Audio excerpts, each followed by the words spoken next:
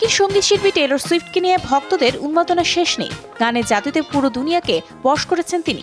সুইফটের কনসার্টের একটি টিকিটের জন্য তীর্থের কাকের মতো অপেক্ষায় থাকেন অনুরাগীরা।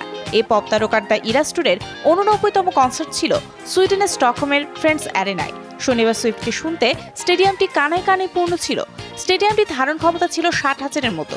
এদিন গিল্টি অ্যাজ সিন গান দিয়ে কনসার্ট শুরু করেন সুইফট। গত 19 এপ্রিল সুইফটের নতুন album the tortured poet's department অ্যালবামের গানটি এবারই প্রথম কোনো কনসার্টে পরিবেশন করলেন। এর বাইরে 1989 অ্যালবামের say don't go, welcome to New York ও ক্লিন গানের ম্যাশআপ করেছেন এই গায়িকা।